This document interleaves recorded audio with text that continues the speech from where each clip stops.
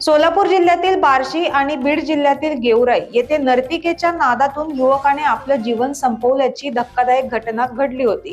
त्यानंतर आता धाराशिव मध्ये कला केंद्रातील महिलेसोबत प्रेमसंबंधातून वाद झाल्याने तरुणाने गळफास घेऊन आत्महत्या केल्याचा धक्कादायक प्रकार उघडकीस आला आहे।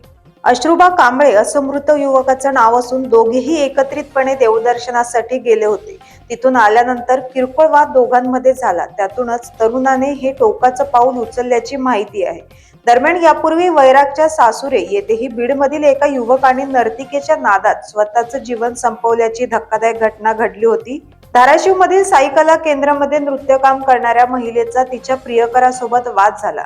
त्यामध्ये प्रियकराने आत्महत्या करण्याची धमकी दिली होती। धक्कादायक बाब म्हणजे या धमकीनंतर काही वेळातच प्रियकराने गळफास घेऊन आत्महत्या केली।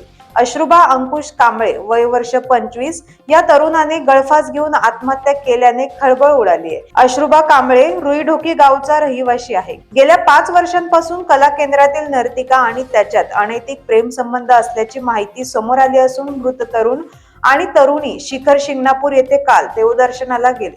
देवदर्शन करून परतत असताना दोघांमध्ये वाद झाला। देवदर्शनावरून परत येत असताना मृत प्रियकराच्या बायकोचा फोन आला, म्हणून नर्तिका आणि अश्रुबा यांच्यात वाद झाला होता।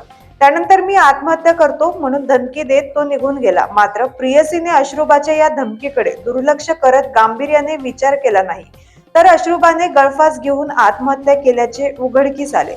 दरम्यान धाराशिव जिल्ह्यातील येरमाळा पोलीस घटनास्थळी दाखल झाले असून पंचनामा आणि पोस्टमार्टम करून त्यांनी मृत व्यक्तीचे प्रेत नातेवाईकांच्या ताब्यात दिले। या प्रकरणी येरमाळा पोलिसात गुन्हा दाखल करण्याची प्रक्रिया सुरू असून मात्र या घटनेने धाराशिव जिल्ह्यात एकच खळबळ उडाली। आरोपी महिलेलाही पोलिसांनी ताब्यात घेतले असून महिलेने त्रास दिला का याचाही तपास पोलीस करत आहेत।